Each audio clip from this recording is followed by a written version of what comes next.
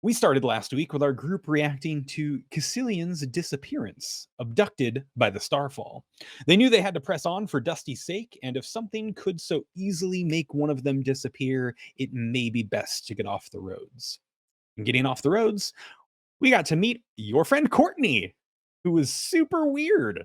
Alana and Rowena were both very suspicious of this new traveler. It wasn't just spotting them in the middle of the night / early morning, but friend Courtney didn't seem like they knew what year it was and asked for things like a pen and paper and updates on current events, just in those strange ways. Until Jules broke off to return Dusty to his family, who was delighted to have their son back and healthy. A breakfast was promised to discuss an appropriate reward for his safe return later in the morning. But first, investigating who and maybe what friend Courtney is was the top priority. Entering the bar, Master Lloyd seemed standoffish and called over the heroes. Apparently, the woman sitting alone in the bar insisted he was Bart Lloyd, Butch's grandfather, who passed many years ago when Butch was just a wee lad. A questioning / interrogation quickly followed. The tales of a broken clock and mumbling cohort did not dissuade our group from inquiry. It all came to a head when friend Courtney offered a deal. Get them an elemental control orb, and the man in the green cloak, their friend, Cassilian, their actual friend, would be returned. Well, a powwow was needed in private to discuss this new info, but quickly into figuring out their plan of action, they were informed Courtney had been going through Alana's bags of notes and books. A new facet to the deal was tacked on.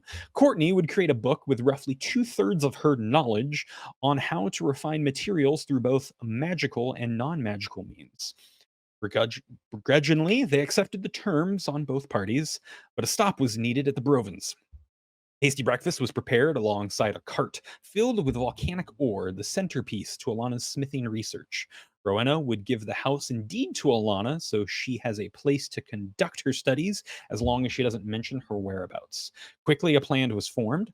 A rogue elemental outside the woods and west of town had taken its former master's eco before going rogue, and by defeating the elemental, Alana could claim a bounty back in Bastellan. Jules and Rowena could get an eco, and then the group would part ways for their own needs. Well, they found those elementals in a strange land west of town, but before parting, and after defeating the elementals and claiming the orb for themselves, Lana left with some words of wisdom. Don't trust tattooed dwarves. That's where we left off, splitting the path. This week, we follow just Jules and Rowena back into Aria. Did I miss anything, friends? Oh, that pretty much covered it. We have narrowed down the search for the cabbage cactus to the southwest section of the map, and to about an Arizona-sized chunk of map. So progress on the cabbage cactus front. 53% positive that it's somewhere in the southwestern portion down by Dragon Scale. Yeah. The continent, only looking at like 20% of the continent. Well, okay, technically, to be fair, we also know that coral reef thing is probably on a coast, so that also narrows us down to like only could be on a lake, just the border. Of the continent. Say we know that it's on a dock. Okay. We know it's on a dock. Yep. So it's not in Bastellan, so we don't have to go back there, which Rowena is thrilled about. That's true. It is not in the landlocked city of Bastellan. That doesn't have a lake anywhere near it. Yes. Nope, absolutely not. No docks. But yeah, I think we can jump into things now. Thanks for being here. Enjoy this sweet, sweet intro video.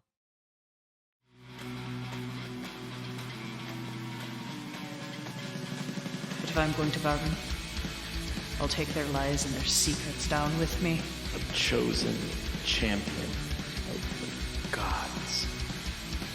Better remember the name Hunted Jewel, because the next time you see me, I'm going to be buying out the whole bar.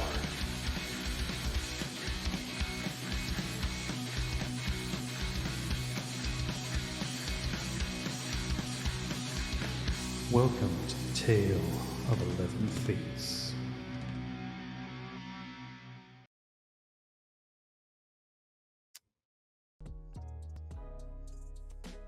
Welcome And yes, the tale of 11 fates is where we pick off. The gods walk among us, but not right now. Right now, we come in on a scene on a road headed east. Mid-afternoon. 2 perfectly fine horses, majestic even, carry 2 riders, heroes, you could call them for some, head back into town with an elemental control orb, or an eco, as some will call it in a shorthand, a tool used to control elementals, to help them build a better society than being the mindless, crazed creatures that they've tended to be, threatening society's advances. Well, this orb is a special one because it's been asked for by friend Courtney. Not their friend, but the title of friend was given to by themselves, an old-timey trait, and in hopes we'll be able to get a friend returned, another compatriot who disappeared.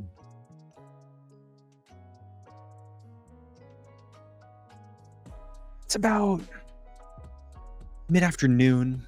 You're on the road. Lana's parted ways. Don't trust tattooed dwarves. One of the last things he mentioned. Your way into town, on your way out of the strange trails created by these elementals and in saying goodbye to Alana. Is there anything that you two need to discuss or talk about, or is it really just a quiet ride with action at hand? Hannah Jewel kind of looks over as we're riding, and I assume that Rowena has the eco, right? I believe so. I think Rowena like wrapped it up in a cloth and like tucked it into maybe a saddlebag or something. And Jules looks over. So, do you think she's actually gonna give Cass back? To be honest, I don't know. I hope she does. Look, all we've got to go on is her word, but I mean, she gave us the information for Alana that we asked for. So that's something. You think we could like cut the orb and like do like a half now and like half later kind of deal? I think it's certainly within bounds to at least do some sort of a, you bring him back, we keep the orb, and then we, he walks toward us and we toss it to you, something like that. Yeah. Did you ever do that as a kid? You were trading on the... Oh, well, I mean, I was always kind of too nice, and I kind of just like I just let everyone have stuff on credit. So I'm really trying to get a spine, and he kind of like arches his back, like flexing his spine, and I'm trying to do better. I'm trying to be an adventurer. Rana just sort of smiles, and it's like it's a genuine smile, but it's a little sad too. And she just looks and goes, "No, I can see that. I think you would be too nice to hold people to it, but that's not a bad thing. It's a sort of commentary on how nasty other people can be. I think you're a good one." Oh, sorry you got caught up in all of this. I mean, I'm not sorry so much as I wish you didn't have to do this sort of thing. I got to do it. We got to find a cure. One of 10. I got an important job, and I'm gonna do it. I have no doubt that.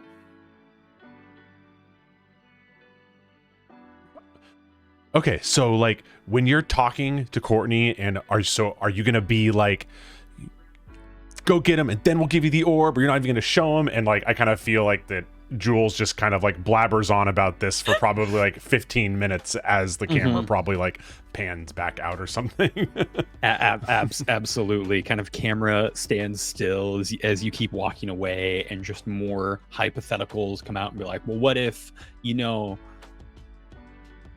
there's a switch, bait and switch, or it's poisoned, or just all these like weird happenstances of like every like hostage negotiation you've heard of in books and tales of people, and like, oh, a double switcheroo, and what if someone's a double agent, and you're like, well, we don't have agency. I never thought of that for a while. Rowena will just sporadically she'll let him keep going for like a good 10-15 minutes, and then she'll just pitch in something about like, oh yes, well, when I used to work at the bar, this is what we do, and she'll give him like a 2-sentence version of some bullshit story from her time when she used to bartend. And things like that. And just you've set got him so off much going practice. Straight enthrallment as we camera rises up out of view and then rises back down hour or so later as we're in Aria. Town is bustling again. There's some commerce, a few other people have come through town. You seem to recognize the mail courier that delivered the bad news to Lara Lloyd a few days ago of her daughter falling ill. But they seem to be delivering some letters here and there, grabbing some new letters. They seem to meet up with another courier, and they part ways, one down the west road, one down the northern road. And everyone seems to just be back to normal. It's like a pleasant little vision of normalcy. The last few days have been a lot. A strange wizard came into your lives who apparently abducted your friend, who is apparently the embodiment of a myth. You've fought multiple elementals now, spirits. You've gotten to meet 2 of the 11 fates. It's this quiet little moment as you come into town and saddle up your horses in the stables behind the bar, that just a small respite. As you come rounding out of the stable, you can see entering from the southeast road a small dwarf in a black traveling robes, short black hair, covered pretty much head to toe. And he's got that nice big beard and 4 braids with silver clasps at the end. He actually sees you and gives you a nice big smile and a small wave as he seems to be working his way towards the Kettle Inn. It's G. You would recognize him whether you can see his tattoos or not. Rowena is definitely going to turn and look at Jules and be like, you'll excuse me, I need to go have some words. And she just cracks her knuckles and starts walking that direction. And HJ, like with a very determined look on his face, follows suit as he knows what's going on. Yeah. I thought it would be nice to see you, and something seems to have changed. Rowena is just gonna rear back and try to deck him across the face. Like, opening salvo. Just across the face. Go for it. Okay. Different character. Have to remember what I can do with things. 16? A 16 is going to have him just sidestep and kind of push the forearm a little bit away to kind of turn you around. He's like, I'd really like to know what this is to judge my reaction. Yeah, why do you poison kids? You poison kids! What? Maybe you didn't poison him, but you sure planted the idea in someone's head. You were here before, talking to the boy at the trinket shop?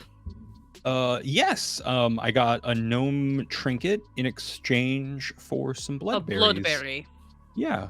Where did you get those from? Griffin's Roost. When?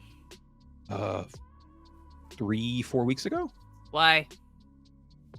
They're valuable to some. I travel a lot. I try to tend to trade things up, and he seemed interested, so I was willing to part with them. You know they're a cure, right? Even if you take them when you're not sick, they actually don't do anything. What else you bring back from Griffin's Roost? Memories, mirror feelings. I don't know. Walking with the spirits isn't a Why was good the boy so time. interested in the berries? Did he know what they were already, or did you tell him? I told him about it. I told him that, if anyone were to fall ill, he would be able to help them. Other than that, they make for a very exotic salad. Rowena is just gonna stare, and as she stares, she's gonna reach into her bracer and pull out the bracelet again. She wants to look at the pearls. All white.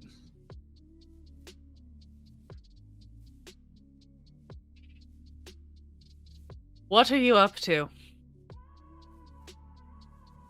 What is it that you do? Striped death? That portion of my life is behind me. What, now that you gave a few trinkets to a handful of strangers? No, it's been about 110 years since I've drawn gnome blood, so I've How old are quenched ya? that thirst. Getting up there in ages. Not quite to the stone death, but on the horizon. And what is it you're trying to do before you go, then? Get chosen by the gods? Make amends for your crimes? Something like that? I have had wrongs as well. The wrongs done to me are the ones I'd like to right. And I'd also like to protect my friends. So in earnest, I did intentionally give that boy those bloodberries because I know he's infatuated with the young Lloyd girl. And I thought he'd protect her. See, what you two don't realize is the Lloyds are great. Lloyds are kind. And that really irks a lot of people. They will help literally anyone who comes through. And that's bad for other people. But no one's going to willingly come out of the dark and try to take care of the problem themselves. They're going to employ dastardly ways to remove the family and to break them up. Why would anyone want to break apart the Lloyds? The easiest targets are people who everyone likes. The strongest people are the ones that everyone likes. The Lloyds will help the ones that need it, not the ones that can pay the most or have the deepest favors. They're very good people, and that's a very bad thing for some. For who? You're talking like you know exactly who did this? And if it's not you, like, spit it out. Come on. It's definitely not me. It's oh god, it's a combination there. People, heretics, overly devouts, a couple of Thieves Guild members, a Do couple you of Crafters Guild members. know how to summon a soul slink? And I don't mean that to be accusatory. I think I do owe you an apology. I mean that because we need the information. I don't know how. My understanding is it is a soul's manifestation. And I don't know direction. I don't know of anyone locally with the abilities to rip a soul into existence. But you know that they exist. Or could exist. I know that they have existed. That there are very strong casters out there. I assume gods could do it. You ever heard of a wizard who's got a thing for clocks? Not specifically clocks. Okay. Has your dad ever heard of a wizard that had a thing for clocks? Why do you ask about clocks? Because if you might have noticed, there's only two of us here. Master Daedrove was taken by the Starfall. Have you heard of it? I have. Well, apparently it's real. Something I didn't know until about 24 hours ago. And then we ran into a woman on the side of the road, and after a bit of strange conversation, she informed us that she could help us get him back. Said a lot of other strange things. Mentioned a lot of clocks, didn't seem to know what year it was, mistook Master Lloyd for his grandfather. Kept talking about a broken clock, sent us on a fuck-off quest to go fetch an eco for her. Tried to steal some research from a friend of ours. You might know her. Alana Pritchell. She's a dwarf. Very refined smith, too. She didn't like you. Well, Me specifically, or she didn't like your artwork. hobbies? Yeah. Yeah. I don't think we've crossed paths then.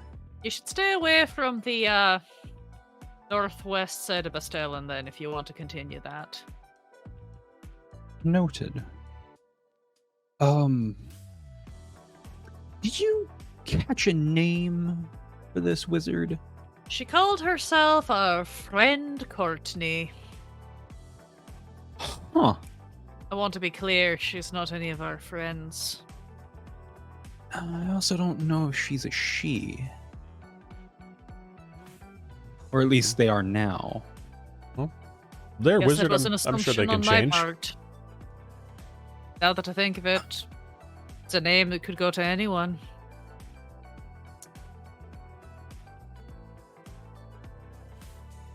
Look, I think I owe you an apology. I Had some... don't worry. I've acted out of passion many times. Is that what this is? Don't think I know anymore. You seem to have put a lot of care into two young ones, and that's important. Look, I'm not saying you did it, but why did a soul sink just show up the day after you dropped off bloodberries? Well, I knew it was within a day. I'd call it convenient timing. I don't understand how it wasn't a simple case of he handed the berries over and was heralded as a hero and had to wrap up two of you. But How many berries did you give him? I gave him one bundle. Some people try to separate them because they look like three berries stacked onto them. But no, it's just the one. I thought he'd be able to hand it over. Well, he panicked, he ran, he got himself infected. We made him hand over the one, and then we had to go to Griffin's Roost ourselves to make sure he was alright too. And probably all of the traipsing around those woods may have brought out Starfall, which Probably.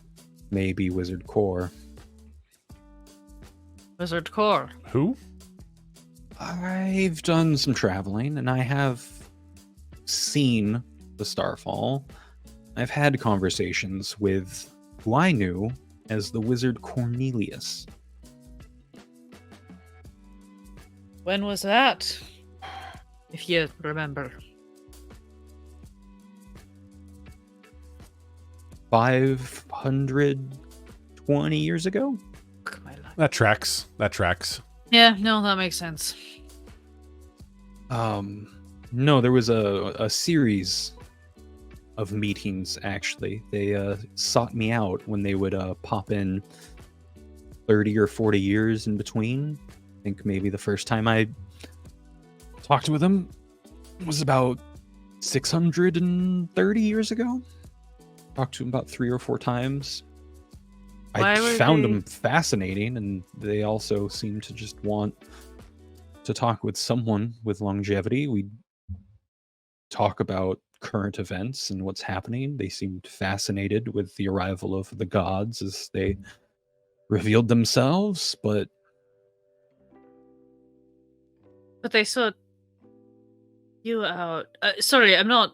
This is not meant about you. There was some conversation about trying to learn Elvish because of someone else that they were involved with. yes, they're a cohort.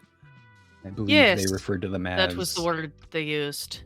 Oh, my memory serves that they're trapped with 2 other individuals.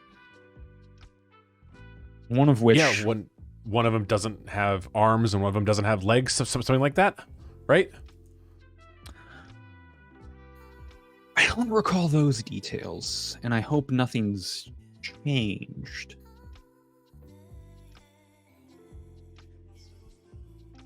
They were trapped with other individuals. They also said something else peculiar. Maybe you've heard before. We, not my finest moment, but I did sort of strong arm them into sharing some information with our compatriot Alana after they took the liberty of going through her notes without being asked or offered. And when we sort of pressed them to do it in a bit more of an efficient manner, they said something about how our timeline to get them an eco, the thing they had requested in exchange for Master Didegrove, had gone from a week to something like 3 or 4 days because they had let themselves know what was happening. Although Wizard Core is a powerful wizard, while they're here, the more they cast spells or draw upon arcane tools, shortens their time before they return. To wherever it is that they're trapped. Yeah. But also, the way Core casts spells has been long forgotten here. And if the Fates see an unfamiliar form of casting, they may take action. I see. When the God of Arcane came, really opened up magic for a lot of people, for common infrastructure purposes, for healing, for longevity, for a lot of good, useful, practical things. From what I've read and heard from before, that wasn't the case. Magic was kept by very few and was a tool for many things that weren't always considered good. So, magic became regulated. Magic became guided rather than coveted. And they've got a kind of magic that Might not be Isn't- documented. covered under that. Are we helping out a really bad person? You're helping what is potentially the most dangerous person, Oh, Of course. bar none. Of course we are. But who they're a danger to has always been clouded. I should have just asked the god of the grave to send me to Arthur. You met the God of the Grave. Sorry, did we not mention? He found us at Griffin's Roost. we're basically on a first name basis. Wow. Congrats. 2 fates, 1 week. Yeah, this wasn't exactly what I was planning for when I thought I'd leave home, disappear, and start over. It's definitely a new beginning. Can I buy you a drink to make up for trying to punch you? It's fine, I assure you. It might actually help if you're here when we try and make this trade. Is Wizard Core here? Well, they're supposed to be waiting for us at Master Lloyd's so that they can presumably give us back Master Daedrove once we give them... They wanted 3 things, of which they really only wanted the one. They were looking for sand or dirt, something very fine. They were looking for... Don't even remember fuck all what the second thing was. And then the last thing they wanted Elvish was book. an Yes, something to learn Elvish, that's right. And then they wanted an eco. Even gave us directions where to find a rogue elemental. Conveniently happened to be one that Miss Pritchell was also looking for. 2 birds, 1 stone and all that. One crag pile, 1 mud pit, maybe more accurate. It was some sort of earth elemental. Yeah. Convenient that was there. Isn't it, though? Convenient that you're here, too. Not gonna lie. I did ask Master Lloyd to hold my mail if it came through, which is why I was stopping into town before heading west. Have you just now left Daybreak? Yeah, this morning at dawn, just getting into town. Everything still all right there? Anything changed since we left? Plumbing's better. Thank you for that. The best fixed it. Town seems cheery. No reports from the other chosen from the Soul's Purpose Festival. Yeah. Post festivities cleanup. A couple of people running through the streets saying that the gods' gifts aren't what they appear. Normal crazed old man ramblings. Like in a good way or a bad way? In a he might not be all their way. Huh.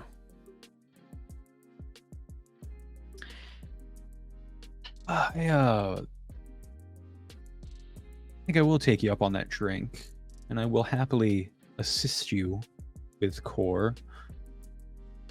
I've already warned you that they're incredibly dangerous, but they're also...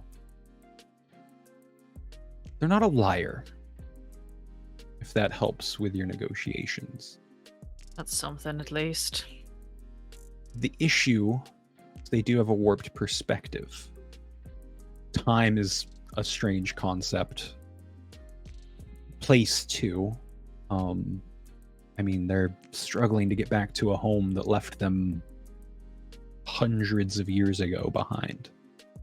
If they find a way to get back, I don't think they'd recognize any of this. Well, look, I know people's skills aren't really my best trait, but I've done my fair share of bargaining and negotiating with people who like to do double talk in the markets, so not entirely unfamiliar, though at least from my recollection, most of them weren't all-powerful ancient wizards. Well, silver lining. They cast 1 spell, maybe 2. They're just gonna poof out of here, along with their magic. So, if they already did something that shortened their timeline, what was the original timeline? They said a week. And then it after became they what? cast the spell, 3 4 days. days, 3 days, something like that. Yeah. About Well, half the time. What did they do exactly? What made the timeline shorten up? Well, so we had asked. They snooped through Ms. Pritchell's notes. Searched through books, and in return, they gave you Right. knowledge. But Yes, got about I don't- through about 2/3. So I Again, people skills aren't really my thing. I told him that they owed her in exchange 2/3 of their knowledge about whatever I pulled out of my arse at the time. Something about Got it. transplanar, transmutational, something that I thought would help her, and started writing it down. We went back, put a little pressure on, and they said they could speed it up. And while we were talking, it was like the entire rest of their body moved at a speed That's- beyond Hmm. comprehension, and then they handed us the book. Got it. Well, if that took off 3 days of the timeline, they don't have much left in the tank. So, might get a bruise if things go south, but you'll be able to walk out no matter what. Never been afraid of a bruise or two. If I was, I wouldn't have gone into the line of work I'm in. Let's go get Cass back. After you. Head into the bar. Yeah, you head into the bar and there's some normal people about. It looks like Laura has taken over tending bar, but she probably retired for some sleep. You got the regulars having some food, some drink. There's some packages on the counter that seem to look like they're ready to be picked up by someone. And there at the same table, you have friend Courtney, aka Wizard Core, aka Cornelius, sitting at the table. They seem to have gathered like other books through trade and has like all of them that they're kind of like flipping through. And there's a local girl that's there. I say girl, she's a young woman. She's just gossiping about everything that's happened in the small town in the last couple days. And they're just eating it up and like reading and writing on one hand. And they kind of look up, scan the two of you, and then just drops eyes onto G and like gets a real furrowed brow of like, I'm putting on a mean face, but like the lip is definitely quivering. Rowena's gonna just very gently walk up to the the gossipy lady and just put that real firm hand on her shoulder. How tall is she? 5'2". Great. Love it. That's so depressing. Barely taller than her, but that's okay. But just like the firm like hand on the shoulder, just be like, terribly sorry, we've got an appointment. Would you mind go grab a drink? And I'll just like, you know, put like a couple copper in her hand and like fully just physically kind of spin her and nudge her where Laura is. Yeah, and you two can grab your seats, and she's like, "Oh yeah, we can finish up this talk later, hun," and just like gets scooted off away, and then G kind of just lets out a deep sigh and heads up to the bar and like hops up on a stool, and Laura has like this big smile and like walks over to like say hi. He like leans over and whispers some stuff and like puts a bag, and she like checks the bag. Private event, everybody out. And then she is like shooing people out and like, what's this? What's that? So it was like, nope, everyone out. And like Core like goes up to stand, and then G just kind of comes over and like pushes her back down and like takes a seat. Yeah. And then like in kind of that commotion, everything gets a bit settled, and Laura just looks back at G and he just points up.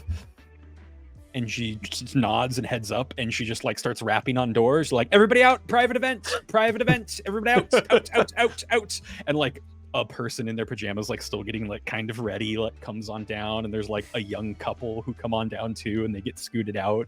And then she like goes through the kitchen and like grabs a cook, and they leave, and you can hear the door like bolt on the outside. And it's real quiet. There's some dust in the air from a commotion, and the four of you are now seated at a table. So, Wizard Core, how have you been for the last few hours? I have been productive. Apparently. Getting knowledge. I see you created dwarves. More like a sideways shift of priorities, I'd say. Ah. Some fancy skin you got there, G. Oh, right back at you. And they have just this awkward moment of staring at each other. Yes, we're both not what we used to look like. So we've been told. I believe since you're back, the elemental control orb is in your possession. If you'd like, we can finish our arrangement. Well, see, we've got some questions about that. What exactly do you think this arrangement is at this point? How do we get Master Daedroth back? Are you just gonna snap your fingers and he appears? Not quite. He will appear in 3 days. However, I can make it so he appears where you are rather than where he would be returned, which is randomly. Oh, he'll just write us a postcard. He'll meet up. Why do we even need you? Oceans are very large, so there's a good chance he might not actually appear on land or near resources to survive for more than 10 minutes. I mean, I have a great deal of faith in Master Daedroth's resourcefulness, but I get your point. Better question. How do we know that what you're telling me is the truth?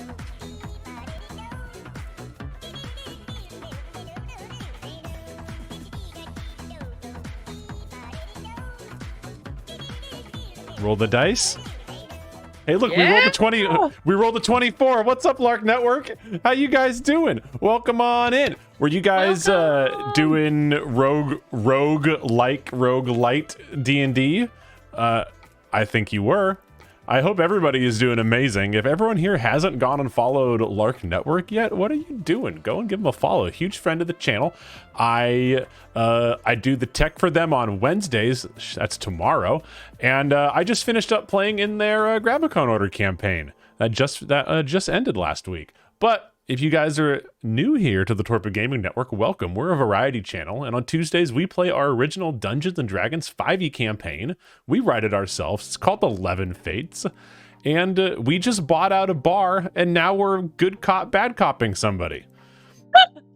I mean, like, that's about what's going to happen. Bad cop, worst cop. Honestly. Yeah. There's 3 of us ganging up. Yeah. It's fine. But yes, welcome. You do join us at an interesting time. We just found out that a part of returning their friend who was abducted 2 weeks ago, in our time, their time, it's like 36 hours. Not even, that was like 12 hours ago. Yeah, Anyway, no, it's been like less than a day. Yeah, it's been less than a day. But yeah, in order to return him, he will just come back in 3 days. But without some guidance from the Wizard Core, it's going to be anywhere on the globe. And oceans are big. So it might behoove them to play nice. Yeah. Maybe.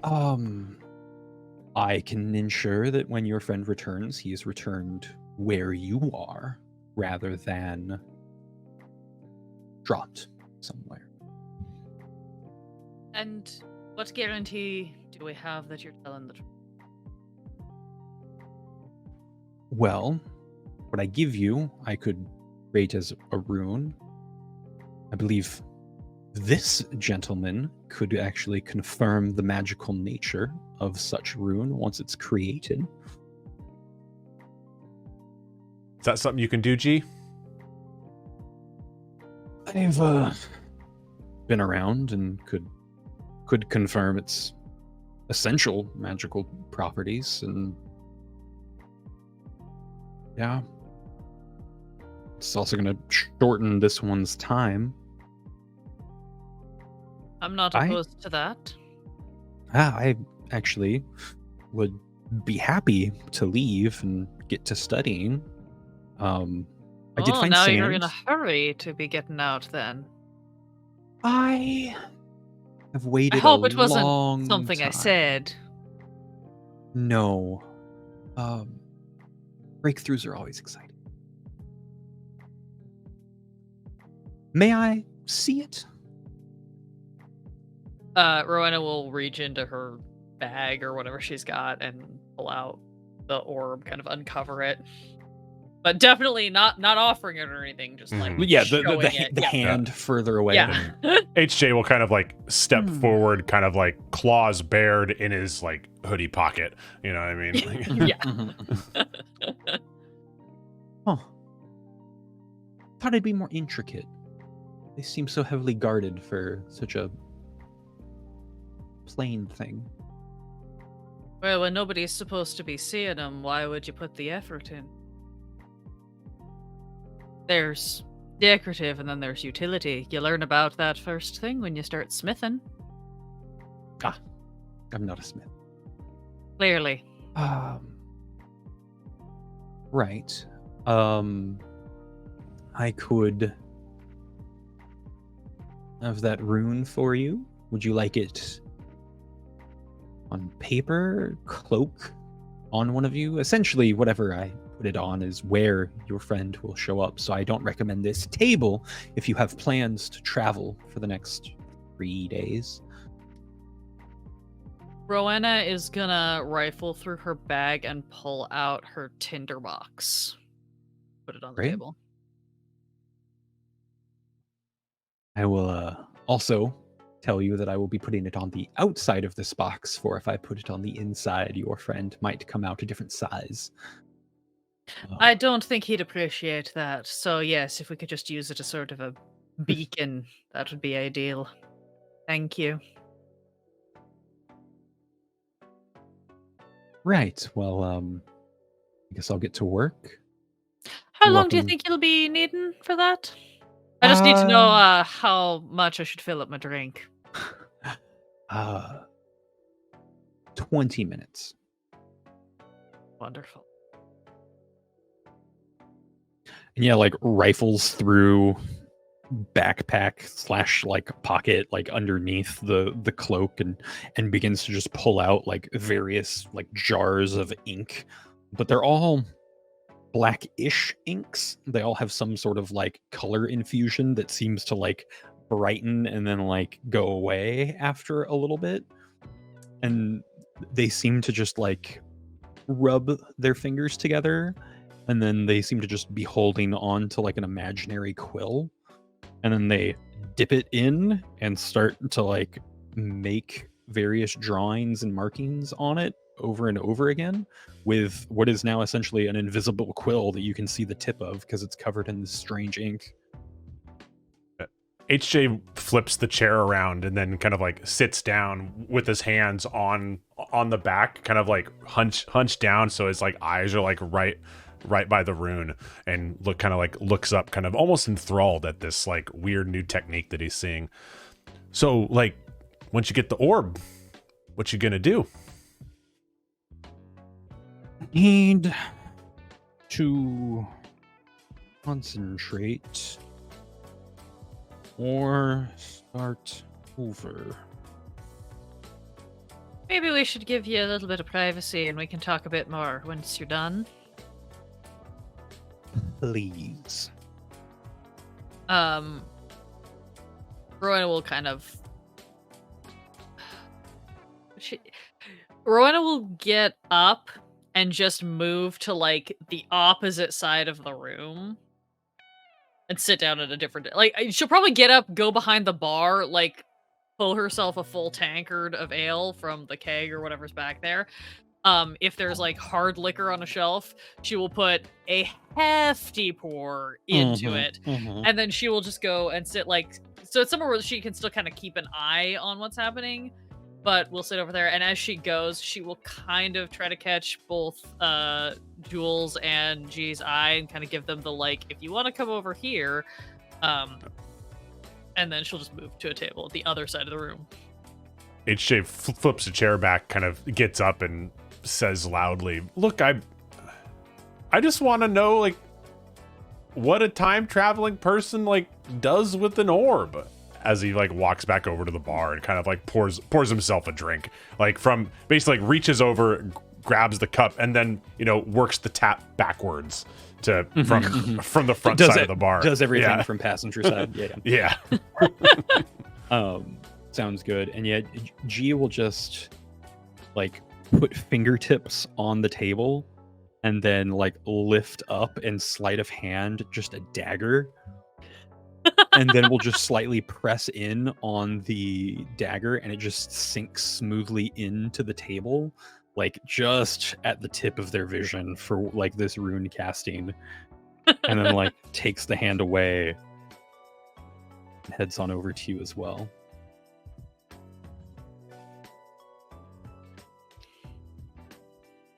Uh, 20 minutes is about the time that you would need a rune for those purposes, and I think they're taking their time so they don't have to use as much of their magic. They'll let the ink do a bit more. It's all right. You familiar with Dwarven runes, then? Yeah, I studied them when I was much younger. If I showed you one, would you be able to tell me what it means? Yeah, most of it's language. There's only like 8 or 9 ancient runes. Rowena's gonna reach up under her cuirass and pull out the notebook that she showed Alana. Under the table, so it's kind of out of sight, she's gonna kind of fold it around so that only like the back page or the back cover where one of those runes is inscribed is visible. And then she's gonna put that up and put it on the table, very much like holding it and like trying to make sure that like that rune is the only thing that's visible. So you're like framing it and blocking everything else. Yeah, in the like book. it's the hands around it, like whatever, just kind of pressing that down. Fire. It's actually the basis for most of the Dwarven alphabet. Really? Yeah. Between fire, earth, air, and water. If you kind of supersede the Dwarven alphabet on top of each other, you get those 4 runes.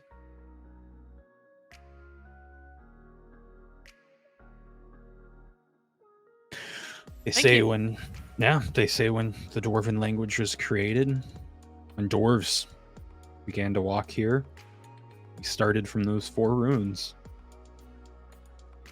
Built up everything from them. Right. Any other languages use the same alphabet? There's talks of others. You don't really come across them. Goliaths. Similar. I don't know if you know a Goliath. Real tall. The short ones are 7 feet. Real brawny. Heard stories. You know, used to work in a bar. Heard a lot of stories in my life.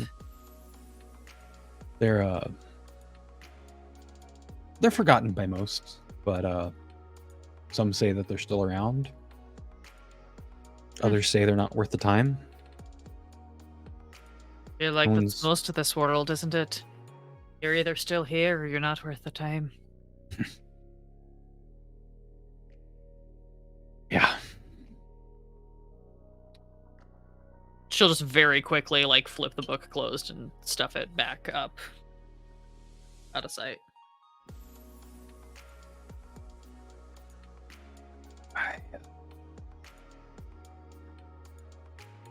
Yeah, I'm happy Core's being cooperative. Well, they don't really have too much of a choice right now. We have what they want, and they're going to be gone in a day and a half now. So, yeah, Probably. And if What is- they... I was going to say, if they do want to get out of here a little quicker, you might be able to get some more services. What do is you- it that brings him here? Do you know? My understanding is he's trapped somewhere Right. else that doesn't quite exist, but does. He's described it. Feels like he isn't even on a planet. He's just somewhere outside of material planes. He just wants to come back. Also sounds like while he's there, nothing happens. And from what I know, incredibly inquisitive, loves to experiment, loves to find new things. So being trapped somewhere that never changes seems like eternal damnation.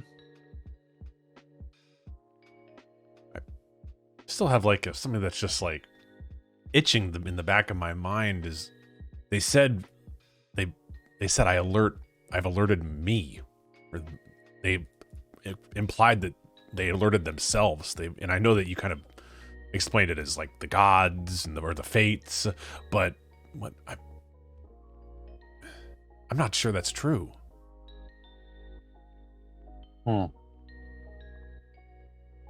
That is a very interesting premise. Do you think we could get more out of them in order to get them back faster? It's possible. What do you think they've got to offer us? I mean, aside from whatever sort of eternal power they've accumulated over their thousands of centuries or whatever bullshit they're going to spin us. Core is always a good finder. If you're looking for something, it sounds like you've already found where your friend is or how you'll find your friend. There's anything you're looking for? Cabbage cactus. I'm certain something as generic as a cabbage cactus. It's not generic. It's like the opposite of generic. I mean, I've heard of cabbage, I've heard of cactus. I feel like maybe it's not generic, but it's doable. It's Have you seen a cabbage cactus though? no. God of the grave showed Jules what he needed to find to cure his hunt elder. It was this sort of plant, cabbage cactus, if you want to call it that, and then some sort of, what was the other thing? Like a reef on a coral. dock? It was coral under a dock with barnacles, and you cook them together, and then you turn them into a bottle, and you turn them into a liquid, and that's it. And that'll be your cure. That'll be Best we can tell. yeah, something along the way. That is fascinating. Why do you say that? Haven't heard of fates giving visions of that specificity before. Have you ever encountered the God of the Grave before? Gee, I have. was his mouth all bound up with rope when you knew him? No. He couldn't I, speak to us. He didn't say a word. He just gestured and he showed Jules these visions. But he seemed to understand everything. He helped us. He saved us. Even. Master Didegrove seemed to think that if he was there, we were all gonna die. But nothing he did toward us was violent, or anything of that sort. Say you have a very powerful ally on your side. Why? If something bound him from speaking and he chose to give you information in other ways, think that means something. Don't like any of this. I don't know. There are times and places where the fates decide to interact. Soul's Purpose Festival, where you were selected for divine purpose, where they lay down their laws. Otherwise, fates tend to fate business. Forge will tend her forge. Out of the grave will settle restless spirits. They say the god of light shepherds the sun through the sky. But no, if they're revealing information, I think that might mean something. And it's at that point you just have this like loud tapping on the window. And you both kind of like look over, and there's another Tabaxi just at the window. And he's just pointing, he's like, yeah, I know him. That guy. Yeah, him. Let me in. I know that guy. Do I know? Drink now, right? Do I know them? Yeah, you absolutely know. Ghost Rising is tapping Ghost his claw is here against the window, trying to find a reason to get into this bar. Ghost, you're here. Yeah. Oh yeah. Come on. And HJ gets like 3/4 of the way to the door before he's like, he stops and he looks back at Rowena. Can I? She's gonna look at G and be like, we're gonna step outside for a moment and then maybe come back. You want to, or should I stay and you should We'll talk in the back. I think a family reunion's fine. Bring him in. Right. Yeah, go ahead. And HJ runs up to the door and opens it and just like jumps, like giant leap, like claws out into a hug. Like, hey, yeah. Look, see, we go way back. It's fine. Laura, was it? See, this is great. I'm just gonna head in. Add me to his tab. Seems like this is the private event you were talking about. And she's just like rolls her eyes. Fine. And like pushes you in and like looks in and like sees G and you like headed towards the back, and he just like gives a nod, and like you can see her shoulders relax a little bit and like pushes you two in and shuts the door and locks it again behind you. Ghost, like how did the spice mission go? Did you sell them all? Yeah, went great. Sold them all, got a nice little profit, reinvested. These pottery, knickknacks, passing through town, going around, seeing who wants what. Usually a good time here. They don't have good clay here. They got good clay in Bestellin. But yeah, none of the people like to do the walk, so come in, say this found. What's she doing? Don't worry about it. Rowena is fully behind them, just like steering both of them fully, either into the back kitchen or like upstairs, even like out of wherever. She's drawing a magic rune to help get our friend back. That's really impressive. Those are marketable skills. You could really do a lot of stuff with that. So many questions. Glad to see you're healthy. Yeah, we can catch up. Kitchen it is. Yeah, we can kitchen, and he's like, kitchen. There's drinks in the kitchen. Peer over as much as he can, and like he gets into the kitchen and definitely does see like an open bottle of wine and just picks it up and starts drinking out of it. Yeah, good to see you, kid. See you found yourself a friend. Yeah, so we're actually we're an adventuring party together. Look, we got no shit. Did that God selection thing? It worked. Holy shit! It happens. I'm a champion. Boy. I'm a chosen champion. Hey, champion of the gods. Wait, and lifts up the bottle and takes like a nice big swig. Oh yeah, you should too celebrate. You've probably been all business. Yeah, God sure. Work here, sure. Fate And work there. HJ takes a big slug, brings it down. Look, Rowena, this is Ghost. Ghost Rising. Nice to meet you. He helped me get to his Bestellin. claws after like putting his hands out.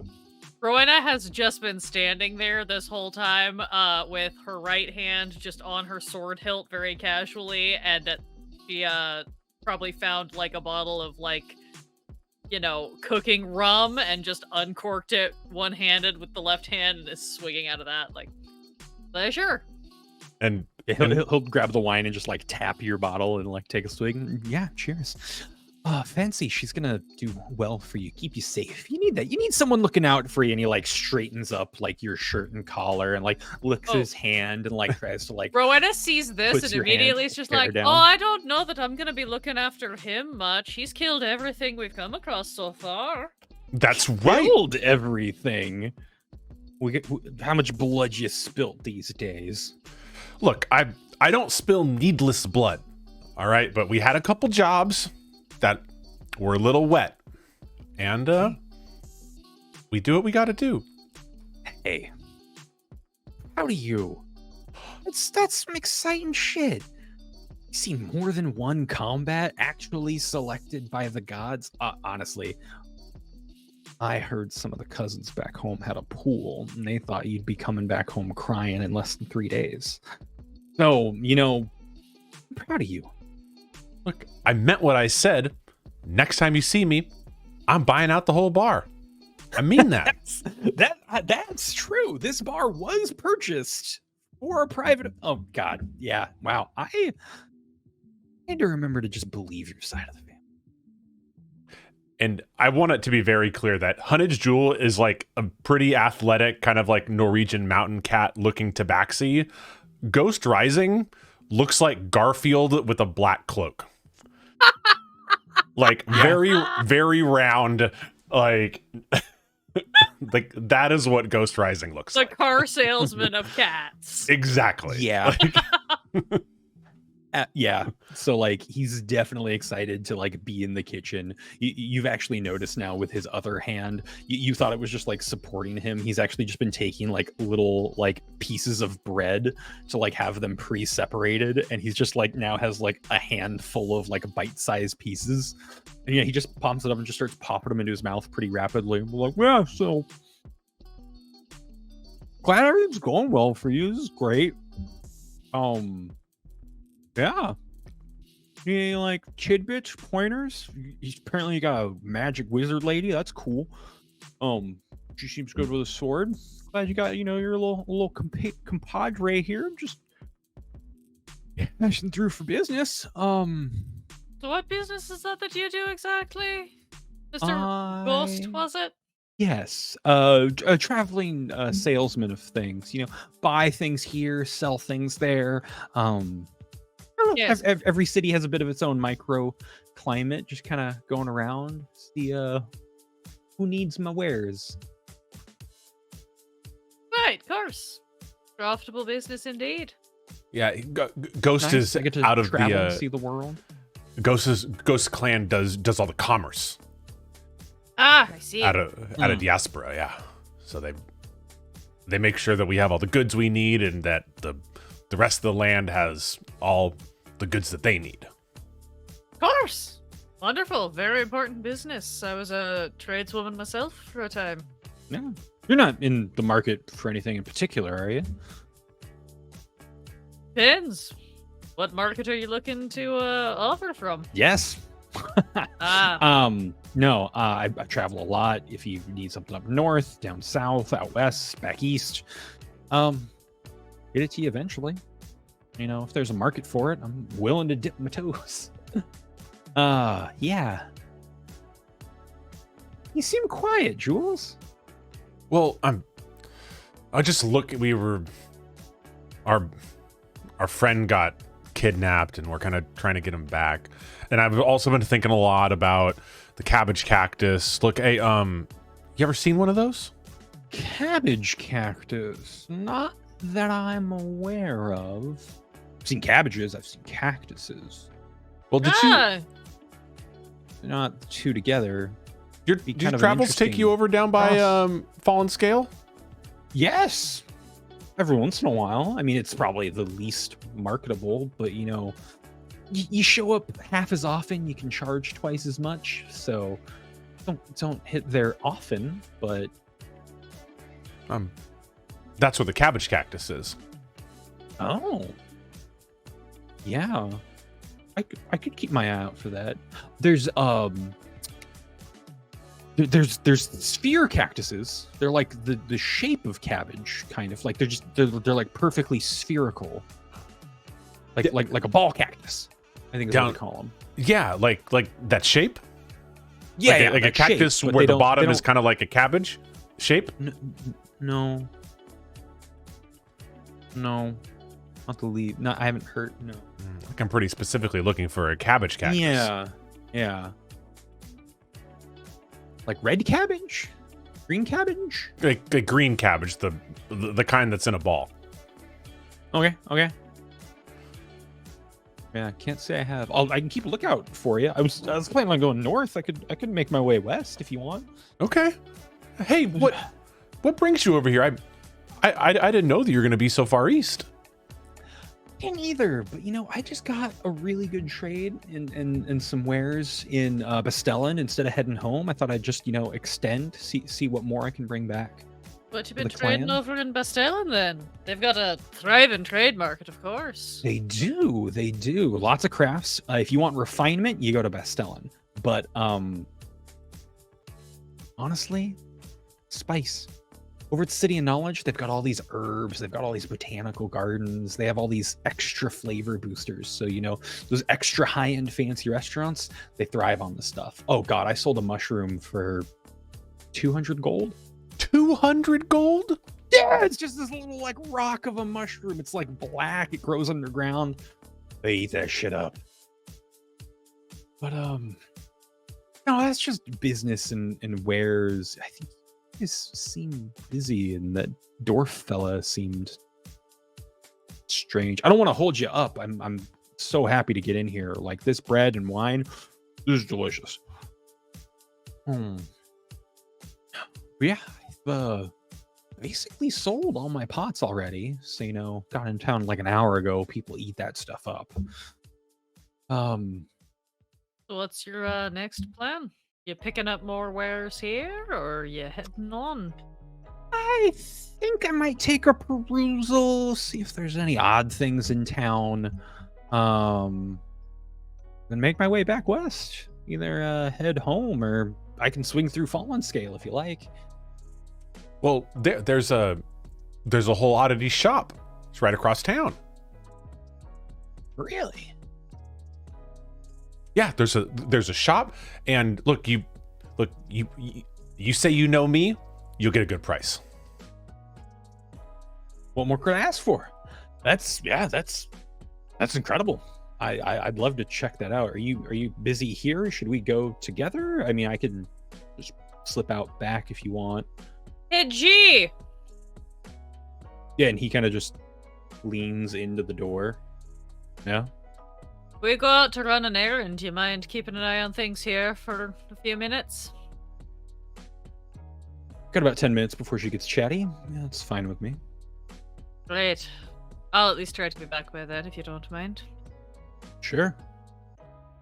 Well, Rhoda will nod toward the back door and be like, "Well, let's go then." Yeah, let's do it. Can I, for the sake of rolling some dice, roll an insight check on? Yeah, it's been an hour since we started. Yeah, please do. Just I'm kind of just going for general vibe check. Whatever you want to go with for that, we'll call it maybe insight. That's an 18. That would be insight. Okay. You definitely get sleazy car salesman vibes off of him very strongly, and it also feels weird the way he brags about his sales and how he's already moved this pottery, and you look at him and you're like, would you sell 2 pots? He doesn't have big equipment or anything on him to carry stuff, and he doesn't look like he's suited for traveling by horse. He doesn't have long distance riding gear or anything like that on him. Yeah. And Jules really does look up to this guy as well. Yeah. Okay. Yeah. I mean, Rhoda's not gonna say she's not trying to harsh on this relationship, because she can tell that Jules clearly like has a good relationship with this guy. But again, she's worked with a lot of like tradespeople and craftsmen and dealt with a lot of that sort of commerce. Yeah, So she's and kind of trying to get that read to be you would hate working with this guy because you know that you would constantly have to haggle with him to get him down to a fair price. Got it. And even then, he would make you feel guilty for it. Got it. Okay. Yeah. Yeah. That's all I'm looking for. But yeah, she's not gonna say anything. She's just like gonna go over and like unlatch the back door and kind of wave everybody out. Be like, yeah, let's go talk to the Rovens. I need to talk to Dusty's parents about a couple of things anyway. So let's all go. I don't know where I'm going, so after you. Yeah, and HJ kind of like bounds in front, like just super happy. Rowena, look, like this ghost like taught me everything that I knew before I got to the city. It was like so great. We like got in some fights. He protected me. He even like let me get a few hits in, and it was awesome. He taught me how to track this. Ghost, it's so cool that you're here. I thought I wasn't going to see you until we all got back. It is a pleasant surprise, cousin. This is delightful. And hearing you're making progress. I mean, God, you're probably the furthest along for a cure if you're hunting for things specifically. Yeah, cabbage cactus, hey? Have you heard of the rest? No. What? No. Nothing? You're the first I've checked in on. We did travel together. I know a lot of people headed north. A couple people grabbed boats.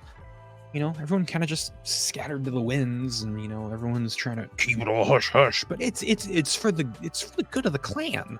But Jules, so we got to work together, and like gives you that like big like sidearm hug. Roy will kind of step in and just be like, well, Jules, we're still trying to figure out if any of our leads are viable, aren't we? So we're certainly happy to share once we've got a better bead on things. The cabbage cactus seems like it might be some sort of lead, but we're still investigating, of course. True. Can never leave a lead unpursued. So I'm real excited about these oddities. Yeah, I think you'll This one with all the stuff hanging. Yeah, right this here is this is the one right here. And Ron will go up and kind of like tap on the door. Brovens! And it's Mr. Broven who comes out. Twice in a day. Good to see you. I'm terribly sorry to trouble you. No.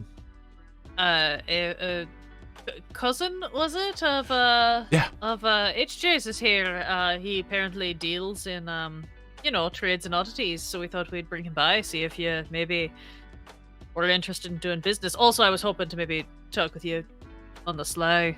For a moment. Sure. When you get a chance, no rush. Yeah, no, buying or selling. My wife can take care of you, hon. And like calls out, and she like is like dusting soot and stuff off of her, and like has like a cloth taking her face. Yeah. We have a buyer seller, sir. Buying. Ideally. Would love to see what you have. And they kind of like shake hands, and she takes you down kind of like that path when she went looking for the cartwheels to start showing off various things. Yeah, did you want to go with your cousin? I did chat with just you, or? It's up to you, Jules. I just had a couple of things to talk to Master Rowan about. If you want to stay with Ghost, that's fine, or you can stay here with us. Either way. Yeah, I'll go with Ghost. And why are you acting so weird around him? Like I said, I'm not very good with people. That was always Arthur's deal. He dealt with the people, and I just, I was the muscle. And she sort of like makes a like joking show of flexing her guns, which isn't actually that much of a joke because she's actually pretty fit. She's just very short. So it's like, actually that is a little bit scary, but like in a weird way. Hey, look, I know we kind of like comes off like a wagon salesman, but just like give him a chance. And no, I'm sure he's got some great things. I'm just a little distracted. We've had a long day. That's all. It's true. You were here quite early. I hope breakfast sufficed. Breakfast was wonderful. Thank you Good. so much. Terribly sorry to be troubling you again, but hopefully we brought you some business. I'd happily take it, and friends and family discount, of course. Truly unnecessary, but I do appreciate it. No. What can I do for you?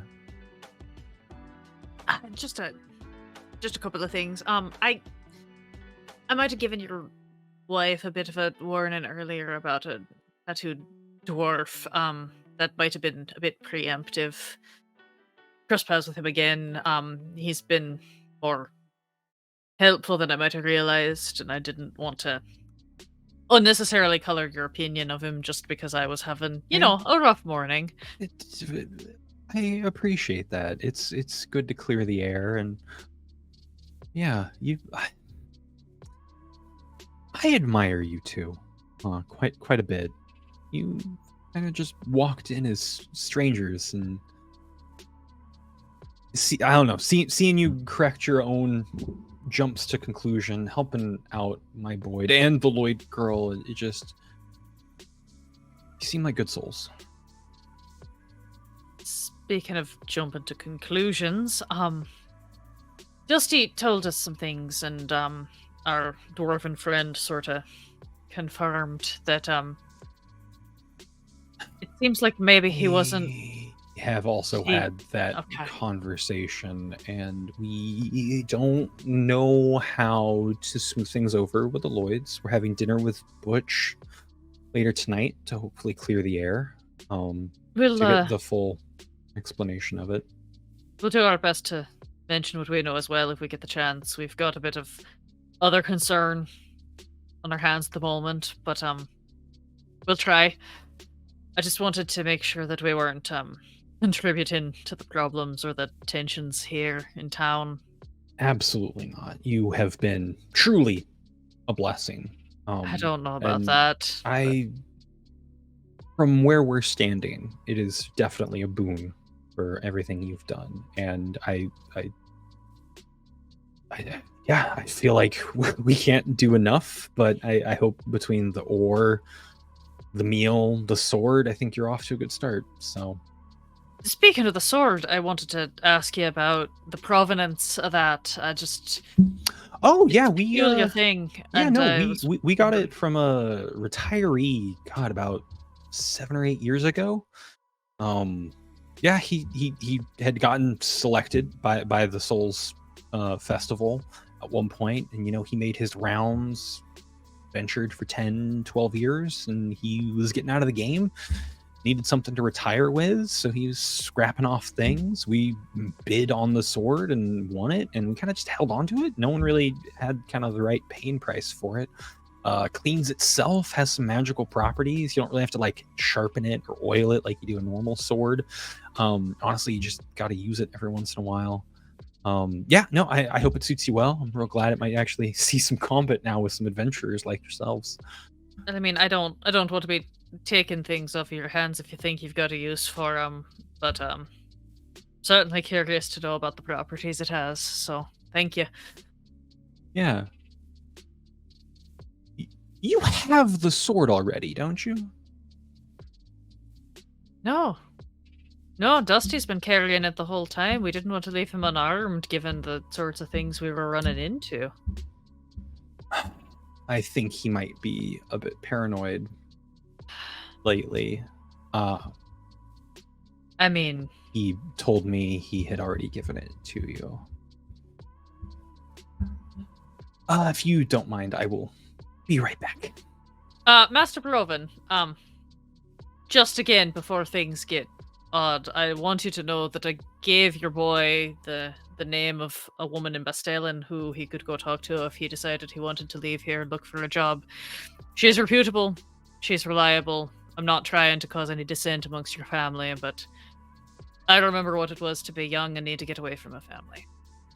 I understand, but... And she'll teach him how to make trades. Negotiating. Very good skills to have. He's actually quite good at it already. Yes, I'm gonna go have a word with my son. I'll be right back out. And Will- thank you. Wait here. Thank you, Master Broven, for all you've done. And he like opens up the door and is like, Dusty, and like just closes the door behind himself and has like the I'm Dusty got serious dad dad voice. Angry dad walk. Yeah. Yeah, and like around the corner, like Ghost comes back and definitely has like a bag just stuffed full of like weird knickknacks and other things. And yeah, just Mrs. Broven seems delighted. Yeah, I haven't had this good a customer in quite some time. Yeah, no, we're making it. Yeah, this is excellent. Thank you. Please think of us next time you're in town. We will be here for a long time, and I will happily help you next time you come through, sir. It's been a pleasure. And like reaches out, like shakes his hand. He's like, yes, right. Cheerio, and this is great stuff. Haven't seen anything like it.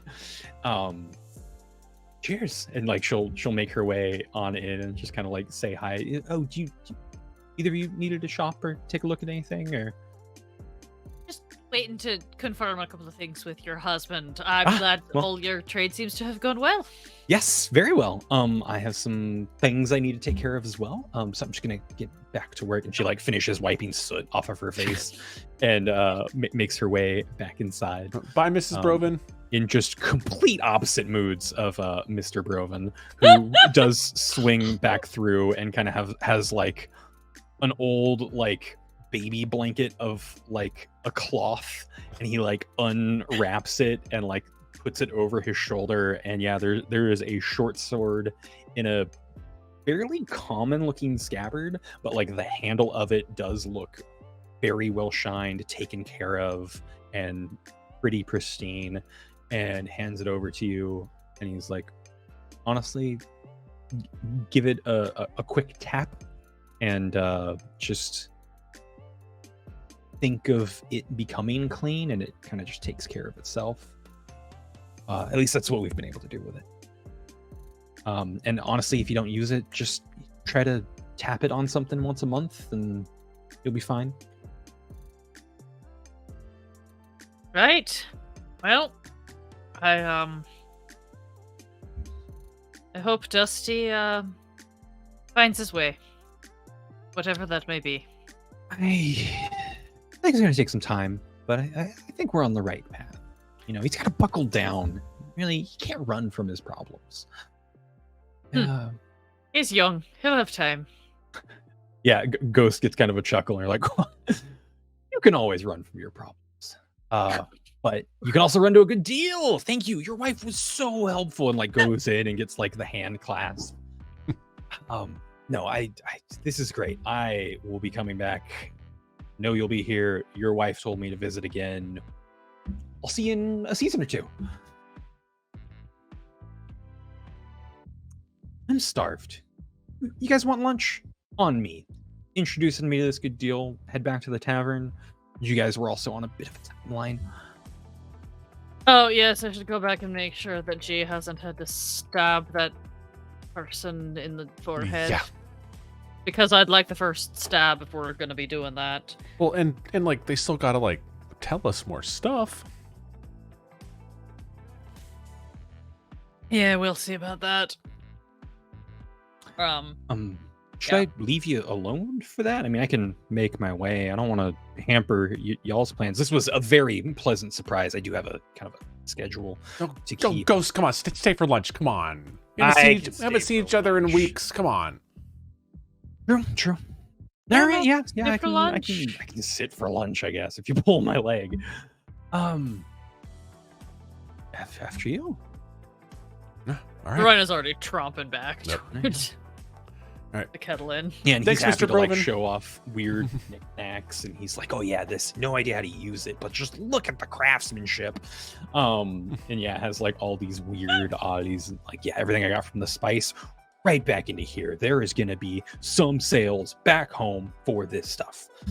ooh, maybe I can stop and fall on scale. And yeah, he's just murmuring and murmuring. It does that like fast speed camera walk back over. It's just like the mirror image of the conversation Rowena and HJ had on our way back to Aria. But it's actually like a two-way conversation if they just keep getting at each other more excited about like what it could be or what it could be used for. It's endearing. And as you make your way back in, Laura like opens the door and like looks kind of confused like why you're out here, but like does the unlock sequence and gets you back in and like shuts it behind you as well. And she's like telling jokes and entertaining the few people that are outside like waiting to get in. They're like, no, we have a private event. They said they'd only be, an hour to 6 hours. Like, you're fine. 1 to 9 hours. Yeah. Somewhere in there. Yeah. She was like, I was promised by sunset you could probably get back in. And yeah, you come back in, and but both G and your friend Courtney are just cross-armed, like staring at each other from opposite ends of the table. G's kind of like sat up at the edge, and like Core's just real reclined and has like 3 chins right now and is just staring back at G. Rona's just gonna walk right in. Is the tinderbox on the table? Yes, it is. Just gonna walk in and just fully like do the like full on like hand smack directly on top of the tinderbox in the middle of them and like slow slide, scraping it along the table toward her. So I see that we're done. How's everyone doing? Can I grab my orb now? Oh, so it's your orb now.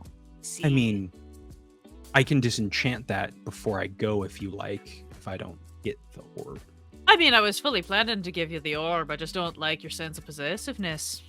Again, I don't interact with people on a common basis, and I feel like you've been able to put these together, so apologies if I don't understand your politeness.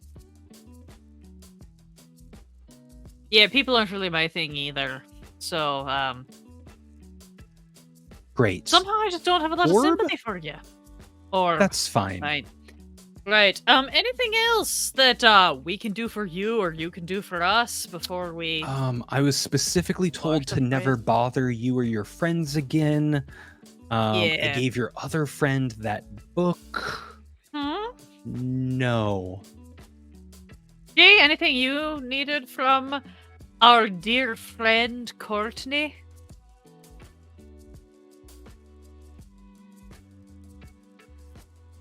You really think the orb's gonna get you out? First intelligent question I've heard. Yes. Yes, I do.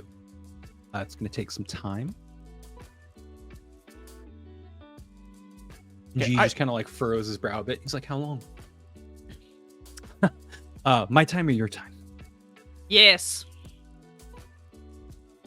It will take your time, and like pulls out like a piece of paper and just like jots some things down on it. Month and a half. Why is there another you looking for you? I'm sorry, I don't think I understand the question. You said you alerted yourself. I alerted my presence. Like I alerted myself, as in my being is my presence is out there. Yeah. Got Yeah. it. I hope I'm not looking for myself. Ooh, that would be an interesting development.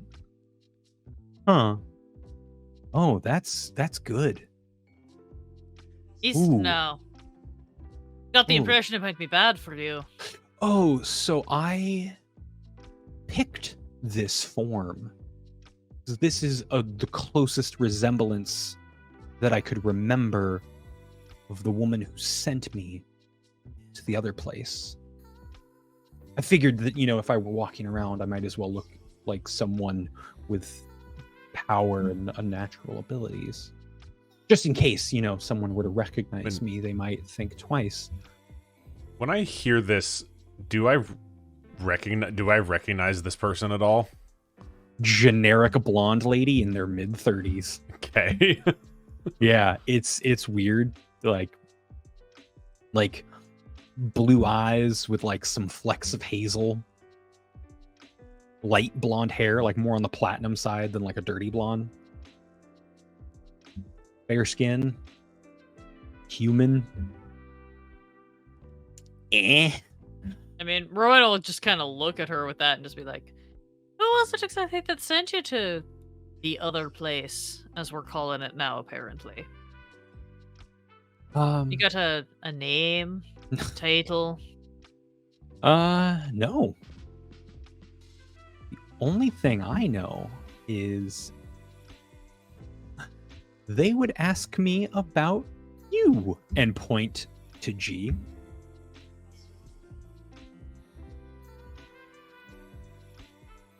He kind of just furrows his brow and he's like, what do you mean?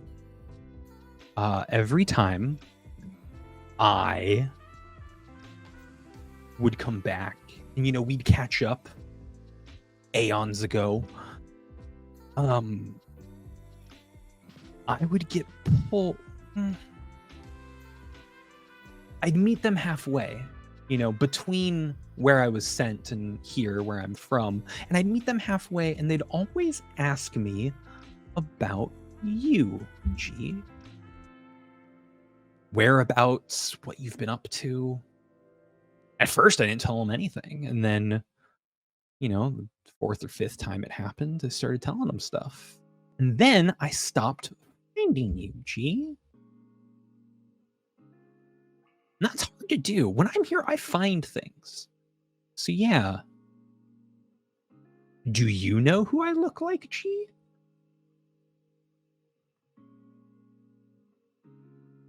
No, but I'm very, very invested.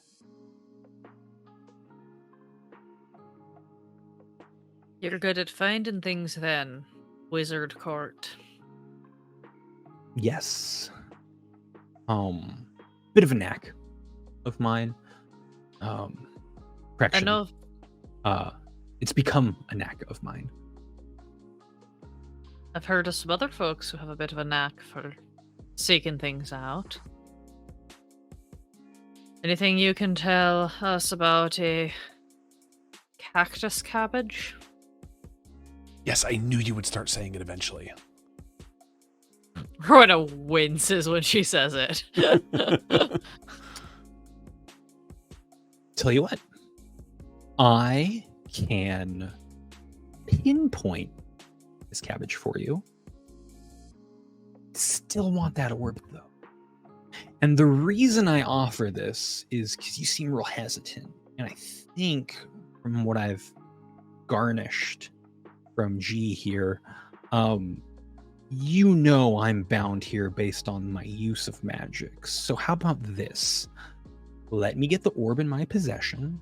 I'll cast a big, powerful spell that'll pinpoint within 50 feet of your, was it cactus cabbage or cabbage cactus?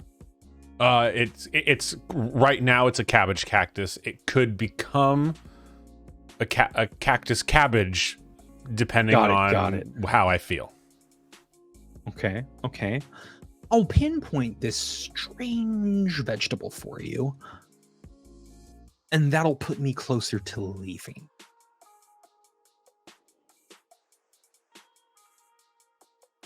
All right. I think we can work with that. HJ pulls this big fuck off map out of his pocket and just spreads it out, and then just moves it so like 3/4 of it is now hanging off the table as he centers the southwest quadrant of it on the table. Narrowed it down. That's already good. I mean, if anything you can do to be more specific, we'd be very appreciative of, but I understand we're pushing it here. Sure thing. No, pinpoint, please.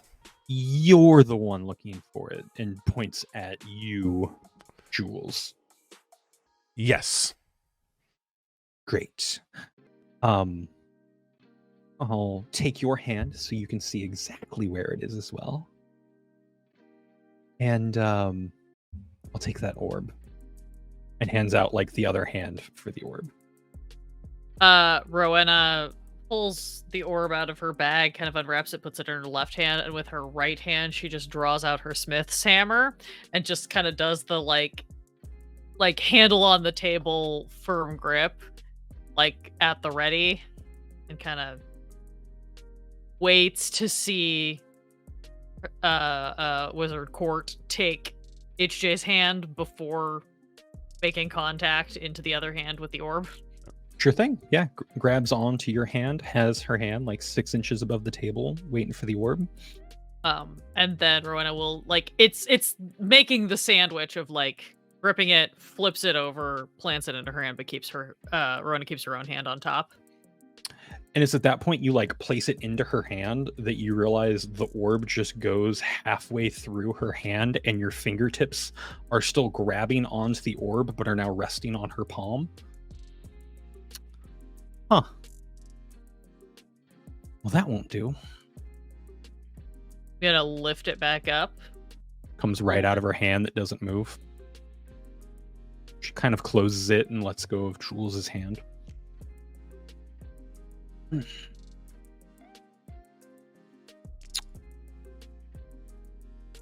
That is a complication. Look, it's not our fault that you can't touch the orb. Show me where the cabbage is. True. But do you want the cabbage or your friend? Because if I don't figure out a way to get that orb, it's not both. Are you an elemental yourself? No. I am born and still human. Well, not entirely, though. No.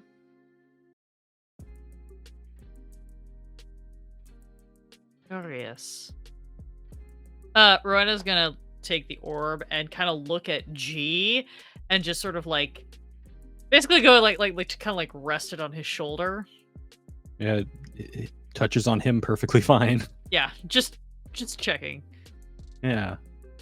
Curious. Right? Well, you seem to be the big brain of the room. Do you got any theories? To who? To Court. Yeah. Well, I don't have the ability to manipulate it. You need me to do something with it then?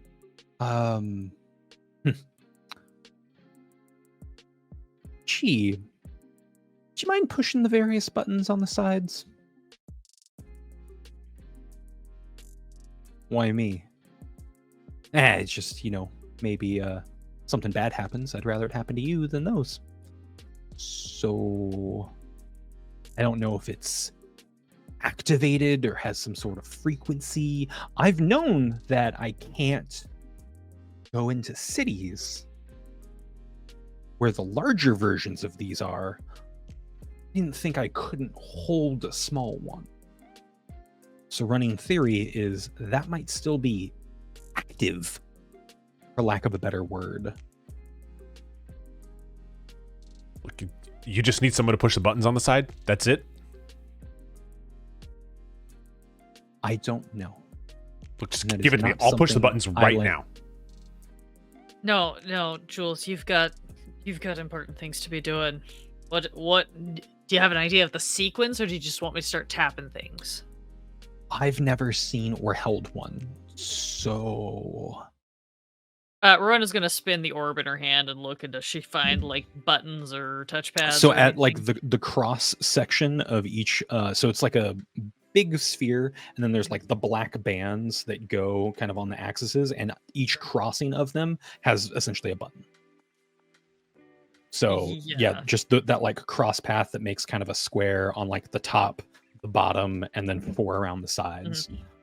Rowena will spin it around and just sort of like take a couple steps back from the table and start hitting buttons. Konami code.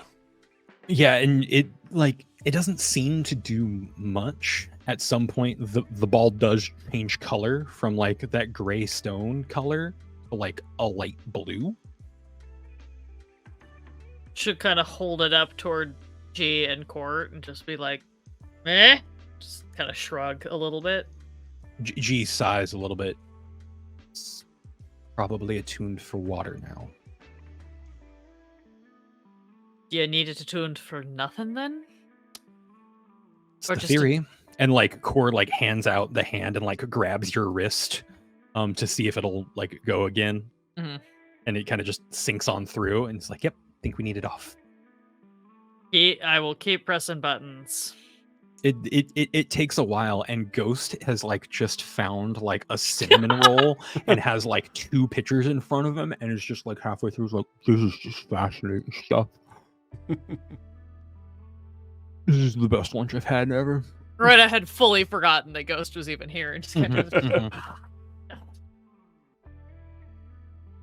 yeah, no, I'm gonna keep just like Rubik's cubing this thing because Rowena is kind of like, if there's a potential danger of this thing, like, I don't know, exploding, like, HJ has an actual, like, thing he needs to do. Rowena was just trying to leave town.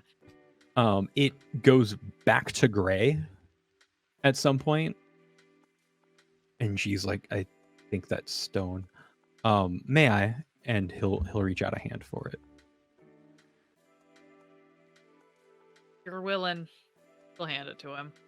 And so he like looks at it again. He's like, okay, so you went from gray to blue by doing this, and like just perfectly does every little thing that you did, and it like clicks in. It's like, okay, but to get to gray, you did this, and does back to gray. He's like, okay, so it would be this, and he does it in like half as many clicks, and then does it back again in half as many clicks as you had done it. He's like, okay, so there's the overlap.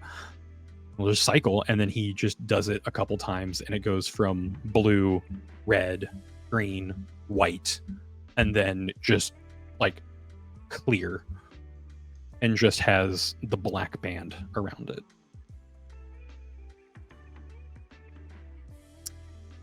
I think we're ready. I think the Fates are missing out if they're not picking you. Oh, you're really smart.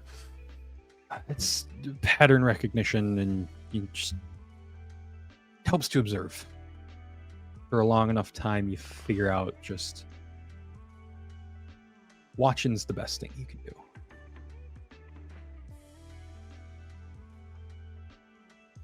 Not mine to give, and we'll hand it back to you, Rowena.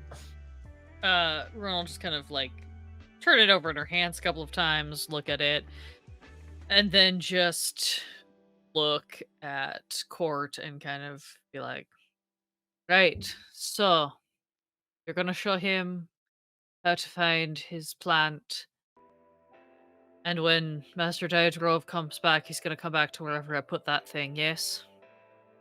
That is correct. I'll show him this. Do you mind if I just poke it, make sure I can?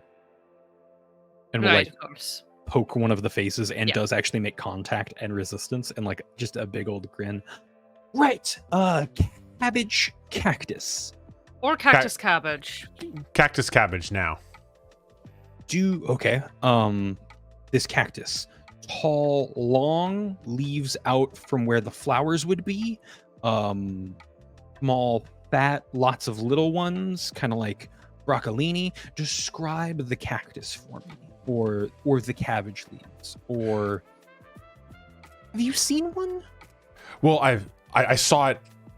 I kind of saw it. It was like it was drawn in the sand, and it was like kind of like a short. It was like a short cactus, and then there was the leaves were around the base. Okay. Picture that in your mind. The drawing, the image of it, whatever. Just picture that in your mind. I got it. Okay. Looking at the southwest. All right. I'll take your hand. Okay, here you go. All right. Match my breathing. Out for 3. Hold for 3. In for 3. Hold for 3. Repeat. And like you get into like this little bit of a rhythm, and for everyone else, you can see both of their eyes just wash from left to right, just over with like a gray mist. And then they both like just stiffen up their backs a little bit, and like the hands on each other like clasp in, and they kind of just sit there for about a minute in this rigid form. And Ghost is just eating away. He's like, "Is my cousin's gonna be okay?" Rowena will reach over to whatever like booze he's drinking and just fully like as he's like mid-drink, take it out of his hand with the hand that's not holding the eco. Just like pull it out of his hand and be like, "Your cousin's twice the man you'll ever be, and the sooner that you learn about that, the sooner you'll be a better person." Sets the alcohol on a totally separate table and just stares at him for a minute and then turns back to the jewels. You can see him like slyly take like a bottle from out like the back of his jacket, and he like slips it back onto the counter behind him. She's gonna put her now free hand back on her smith's hammer.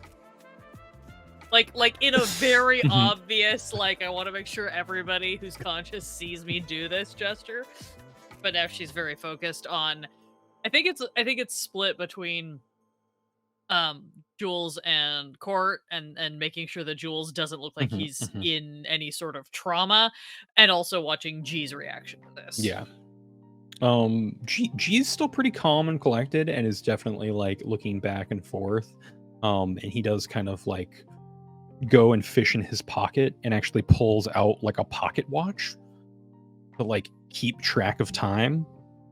And you're like, that's really fucking high class, fancy ass shit. Like, do I recognize the craftsmanship of that watch?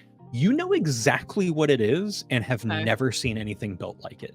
Great. Your mind thinks that it might be known because it's so foreign, but like other clocks that are made, never that small. Yeah. No. Okay. That. Yeah.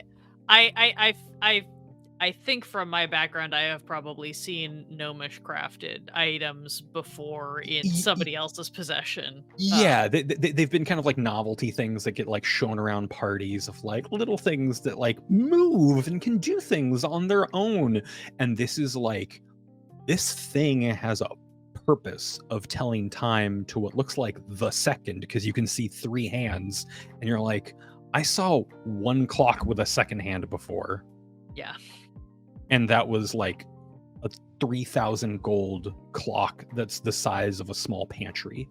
Right. How the fuck does he have this like gold and silver pocket watch on a chain? No. She knows how he got it. She's just trying not to think about it. And yeah, that's what you get for precisely a minute. And then they kind of exhale and break that like 3-beat breathing cycle. For you, Hunted Jewel, pretty much. You already did. Yeah, this is even better kung fu. You and Core are holding hands and essentially just get lifted up out of your body and are like in an astral self, like looking down at each other. And she looks up and there is 2 hands in her hand. There is your hand as well as that guy you saw in that dream you had, clad in what you don't see color in this form. You know he's got this big, bulky, like golden armor and has like the hand like connecting your 2 hands and is like keeping them pressed together. And you can definitely see Core's like eyes just darting back and forth. And he looked like this other figure just gives kind of like a smile, and you like try to talk and it's just silent. And then she like calls out, "Cabbage cactus." And just everything starts flying and whirling past you. You yourself don't move. Everything on the globe is just rotating underneath you. Yep. And your like shadows don't move, but like everything moves around you. Just the entire world just seems to shift and form until you've traveled the roads into Fallen Scale, which is a bit of a strange place. It's made of lots of like big rocks have been like sanded down. It's almost like it's almost like Luke's planet from Star Wars. You've got lots of like domed shapes. It looks like things have been battered by the weather. You don't have like random things sticking out of them because they don't have technology, but it's that kind of like feel of like, oh, this is crafted to the environment in a very specific way. Absolutely. Lots of natural stones that seem to have been put together and patched back together. Everyone who's there is just perfectly still and unmoving, and then the world rotates 90 degrees and you start heading towards the sunset, and it's at a much slower pace, and you kind of like hit a trail that's taking you slightly west out of town. You go past like a pasture and then another pasture, and you make your way up to this plateau that has this like zigzag path that takes you all the way up to the top, and you follow this road, the three of you going up, and then you finally hit onto this level, and there's just this gigantic plateau that has just this large barn-like structure in the center, and in these big circular crops around you are just hundreds of perfectly round ball cactuses of various degrees. And you go towards the house, you loop all the way around it, and about 3 rows back from the back kitchen window of this house, there is one perfectly round cactus that just has dozens of leaves, just like in the vision, growing out from underneath it. And it has its own little fence like around it. And attached to that fence are little like trip lines throughout for other cactuses that are in the area. And you can just see it being rotated around you now in like a full 360 view. Can I get a perception check from you? Yep, never failed one of those before in my life. Yeah, it's fine. You're just in a weird vision. That's like, a sequence. What's gonna 14. happen. A 14?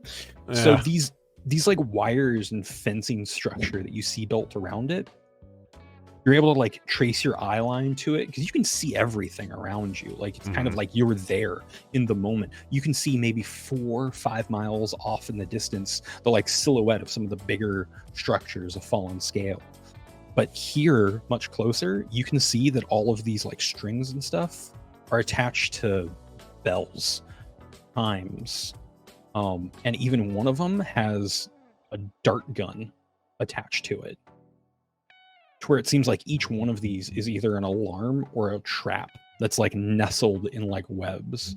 And with a 14-2, you can just look up and you can just see 2 elven men in the window dancing their butts off. Yo, Yeah! what's up, Art Hard?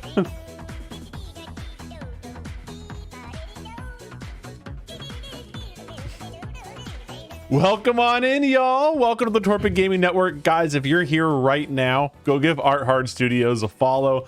Huge friend of the channel. Yeah, just go give him a follow. It takes 5 seconds. If you're coming in here to the Torpid Gaming Network from Art Hard Studios, welcome. We are a variety channel, and on Tuesdays we play Dungeons and Dragons. It is our original 5e campaign. It's called 11 Fates. I'm having an out-of-body experience right now. Bonk, give him the Reader's Digest. Yes, they have engaged in a weird set of arrangements with a very powerful wizard who seems to be trapped in time. I don't know, they pop up every couple of 100 years. It's real spooky. Anyway, he's having an out-of-body experience where he's looking for a key ingredient in helping his elder of his clan to get better. Right now, they're in the back of a barn on top of a plateau, or back behind a farmhouse on a plateau in a field of spiraling out ball cactuses, and this one has cabbage leaves and a bunch of wire traps all the way around it that look like fencing, but there's like fish line in between the fencing that are attached to bells, chimes, whistles. It looks like a dart gun. And then your vision with your perception of 14, you see the traps, and then you look up to the back of the house, and through like this big window, you can see just 2 elven men standing shoulder to shoulder, arms crossed, just staring out at that cactus.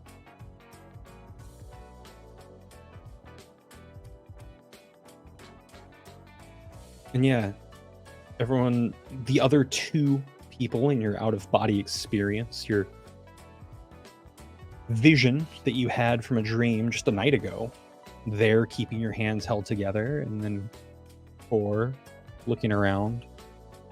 She lowers all of you down into the earth now and gets your heads to where you're all around the cactus. She puts her ear to it. Like, motions for you to do the same. Cactus, speak to me. Sweet whispers of the cactus. Tell me your secrets. You can hear whimpering. And it's like that whimper of a pain you can't get rid of. And you know, without a doubt, this is a noise that you've heard your elder in passing. One of the last things you did was check in on him. I mean, everyone else thought he was close to slipping into coma when everyone else left. Part of the reason why they sent so many of you out is because his health is deteriorating. And it feels like his pain is making this cactus grow. That's when Core will go ahead and bring you back up, give you kind of like that eagle eye view. And yeah, it is straight up just a plateau that is covered from end to end with cactuses. And in the center of it is this barn house with at least 2 people in it. And it's got that like switchback trail on the south side of the plateau. And that would get you back to the path that can take you to Fallen Scale. And then Core will just say, return. And you just come hurling back into your bodies. That's when your breathing breaks and you're able to like loosen up your spine a little bit. Nobody talk to me. No one talk to me. Give me quill. Need a quill. Ghost has like just pages, like loose pages thrown at you, and like 4 quills and a bottle of ink. I like dip the quill just fully in the ink, so it's just like grossly like covered in ink and dripping, and I like circle Fallen Scale, and then I try as best as I can before the image leaves my mind to draw basically the same path that we took up to that plateau. Mm-hmm. You can also see Core has grabbed some of the paper and has dipped her invisible quill into the ink as well, and is just starting to sketch. And she sketches out the cactus the way she saw it. In the background, the 2 faces she saw in the window as well. And then she just like holds up her hand. It glows. It dries the ink. She flips it over, and she also draws like a scaled map for you that like starts at the edge of the paper for Fallen Scale and then takes you to the farm on the left side of the page. And does that in about the same time it takes you to do like the big drawing, of course. And then we'll give a glow of the hand and then slide it on over. That was incredible. You all right? I feel like I've just traveled across the world. You technically did. Your essence did. If that makes you feel better.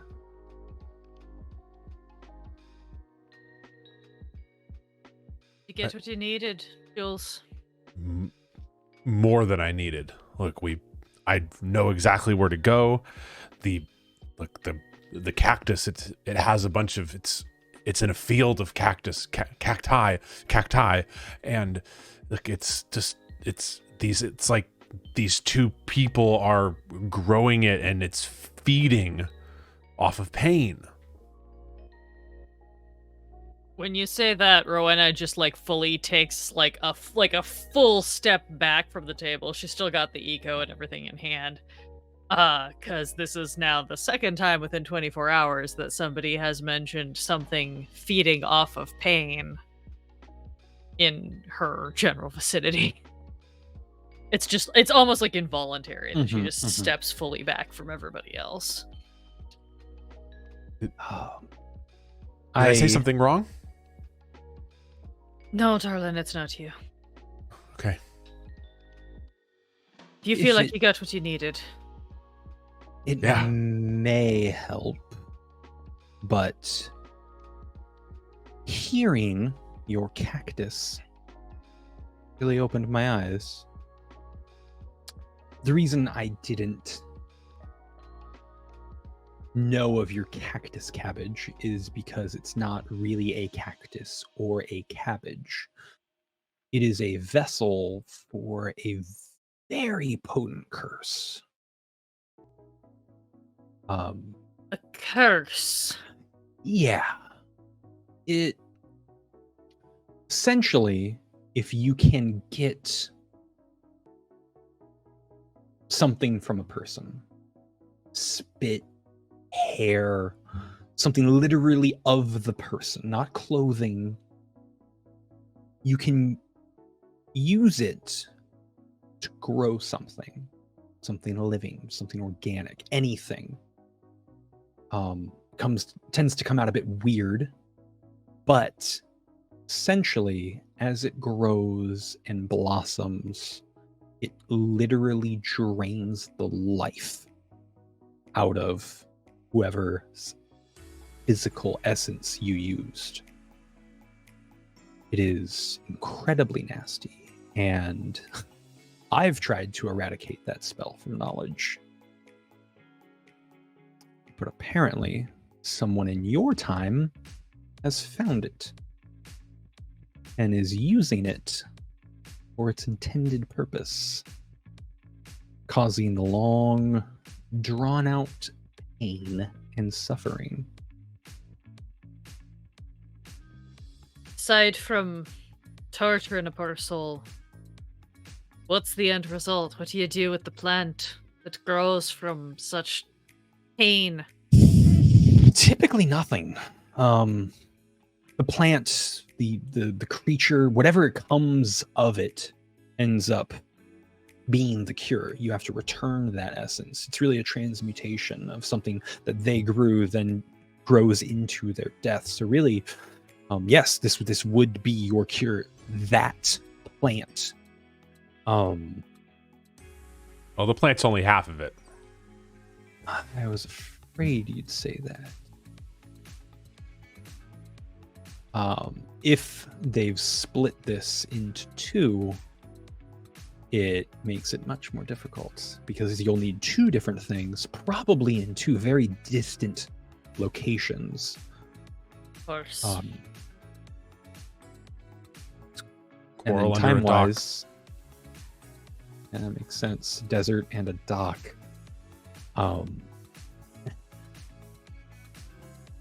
My bet, northeast. Of course. Complete opposite direction, yes. Because with two, it's going to work twice as fast. And be twice as hard to solve. The other one, you know what it looks like? Is it something that grows as quickly as a cactus? No, it's coral. Your elder must be hated. Hated what? Coral is alive. It doesn't grow very fast. And in order for it to be complete, to actually end the life of the person, it needs to reach maturity. Well, coral takes years. And if that's the case, they're not looking to kill him. They are looking to torture him. That has to be some kind of mistake. Nobody would ever torture Elder Chains like that. You have so little to learn about the world, Jules. Look, we're good people. I just don't understand why everyone has to torture everybody else.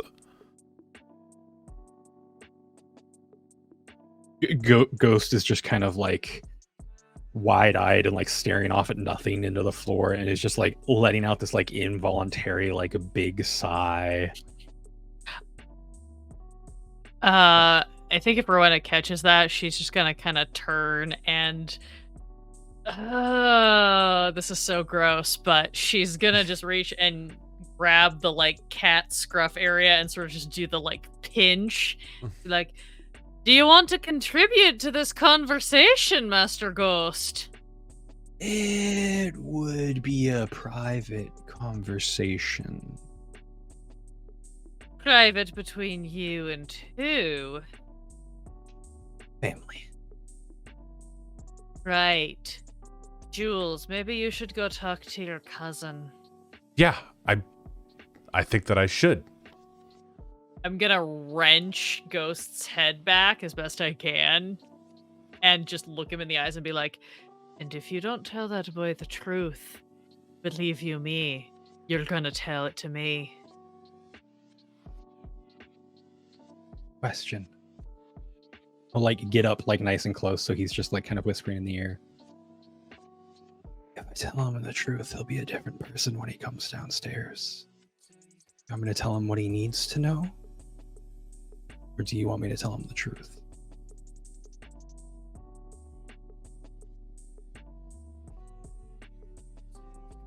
Tell him what he needs to know to get this done. And Right. I'll do my best to keep him safe while he does it. You hear me? Oh, by the way, never threaten one of us. You'll threaten all of us. And he'll just give you kind of like a big smirk. Oh, she's gonna look back and be like, son, if I was afraid of threatening people, I wouldn't be here right now. She'll let go.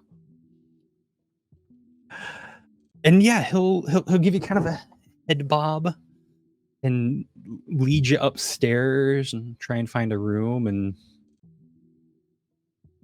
Court's there. I'll take that orb. You seem to have other leads to follow, and would you like to revoke me leaving you alone? I'm heavily interested to see where this happens, but I don't mind catching up with G if that be the case. Tell you what. You promise me you're not gonna be nabbing any of my people again. That's Master Daedrov. That's Hunter Jewel. The moment that's G until he proves me otherwise. You don't pull any of this shit again. Happy to catch up with you. Happy to even do you a favor in the future if you'll do one for me. How's that? Sure. Tell me, Court, how much you know about Bastelin? Very little. It was founded after I disappeared. Good. Keep it that way. I'll hand her the orb. And she's able to like take it and actually hold on to it. Ah. I like that. This is nice. Apologies Thank for my you. rudeness. I'm not very good with people. Yeah, you seem like the person that you are. I am going to excuse myself, and that does require a bit of pomp and circumstance, if you don't mind. I don't The have kitchen's enough. open. Thank you. You don't need like a parting gift or anything. I can't quite do an exact find like that for Jules. You seem to just want me out of here. So I'll go, G, you need anything? No? Great. I'll just... We'll leave talk him. again. Probably sooner than I'd like, I'm sure, but I think it'll be fun. I'll just leave in typical fashion. Yeah. And G like kind of like froze his eyes like, oh no, don't, and just lights up the hands and just prestigitation after prestigitation of just fireworks shooting off and like knocking over cups and flipping over chairs, and like the smell of roses and just like sparks swirling around. It is a sensory overload of lights and sounds, and like little firecracker whistles like shoot out through the windows, and like there's just a big old like cloud of smoke now from everything going off, and then a clap of the hands, a big gust of wind blows all the smoke out of the broken windows, snap of the fingers, all the windows reassociate and get back into place. All of the bottles go back up, reformed but not full of their liquids. She's like, that'll be just about it. Oh, and my favorite. And we'll just clap the hands and disappear.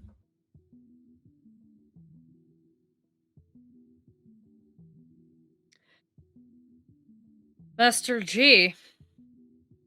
Yeah, it's been a few hundred years since I've seen an exit like that, and it's always impressive. Now everyone else is startled. And if I recall correctly, there should be a giant message in the sign that says, Wizard Core was here. Great. And that's gonna piss off quite a few people. You know what? I think I just pissed off an entire city, so I'm willing to take my chances with the wizard. Cheers. I'll go ahead and clink glasses, and it'll fade out. It'll kind of come up through the floor, and we'll see Ghost asking Jules to take a seat. He's got that like real stern look that you've never really seen before, and the camera's just going to keep fading up, and it's going to just blast off like up through space, whirling past stars and things like that, until it like blips through just random colors and space and time, and it just pops back into a sideways Cass and a sideways Gary, the halfling that seems really excited to have a friend just about 6 inches away from nose to nose. And then about 6 feet behind is going to be cross-legged Agent Core, just starting to play with the orb. And then about 100 yards past that is just this bright, fiery essence shooting through that just warms all of their faces.